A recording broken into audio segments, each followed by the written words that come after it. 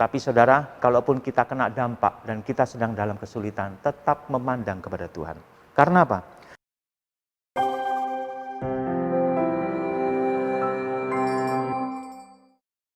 Shalom, Voice Hope hari ini saya akan berbicara tentang anugerah yang memampukan. Di tangan saya ini ada satu koin uang 500 perak, 500 rupiah. Pada sisi yang di depan ini ada angka 500, di sisi baliknya ada gambar pahlawan nasional Indonesia Jenderal TNI TB Simatupang. Artinya satu koin ini ada dua sisi dengan gambar yang tidak sama. Nah, kalau saya berbicara tentang anugerah, maka kita harus menyadari ada dua sisi di dalam anugerah. Yang pertama adalah saving grace, anugerah yang menyelamatkan. Dan yang kedua adalah empowering grace, anugerah yang memampukan. Kalau kita bicara tentang anugerah yang menyelamatkan, tentu kita tahu dan semua orang Kristen sadar bahwa keselamatan itu memang semata-mata karena anugerah Tuhan. Kita tidak bayar apa-apa, kita tidak perlu bekerja keras untuk mendapatkan keselamatan. Semua semata-mata karena kebaikan Tuhan.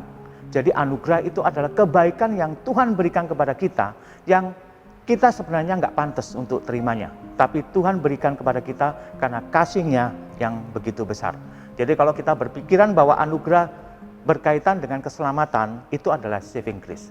Tapi tahukah kita bahwa masih ada sisi lainnya daripada anugerah? Dan itu adalah empowering grace, anugerah yang memampukan. Nah, saya akan bacakan firman Tuhan dari kitab 2 Timotius pasal 2 ayat 1. Saya akan bacakan dari terjemahan AYT. Karena itu anakku, jadilah kuat dalam anugerah yang ada dalam Yesus Kristus. Nah, Paulus memberikan nasihat kepada Timotius tentang untuk supaya dia menjadi kuat dalam anugerah yang ada dalam Yesus Kristus. Inilah yang saya sebut dengan empowering grace, yaitu anugerah yang memberikan kekuatan buat kita, yang memampukan kita untuk menjalani kehidupan ini. Jadi kalau anugerah bekerja pada saat kita terima Yesus pertama kali dan kita diselamatkan, itu benar. Tapi bukan berarti anugerah berhenti di situ. Anugerah terus berjalan dan menyertai kita sampai kita selesaikan semua tugas dan panggilan, sampai kita bisa berkata seperti Paulus, garis akhir telah aku capai.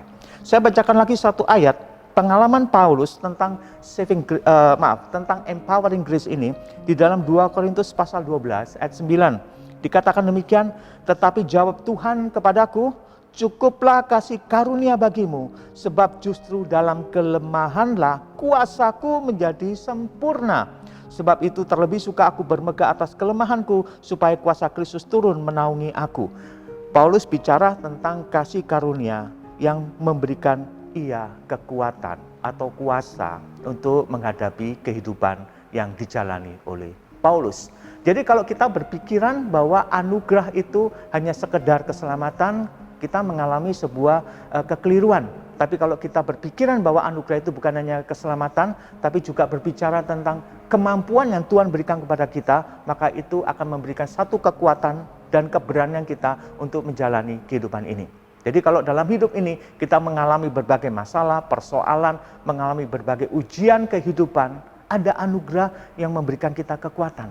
Ada anugerah yang memampukan kita untuk bisa menjalani kehidupan kita sehari-hari. Oh ya, dalam situasi seperti sekarang ini banyak orang mengalami berbagai masalah. Apalagi di dalam pandemi yang berlarut-larut sepertinya tanpa ada solusi. Kita sedang menantikan solusi, kita sedang menantikan vaksin yang tokcer untuk bisa menyelesaikan semua masalah yang sedang terjadi bahkan di dunia ini, yaitu tentang pandemi.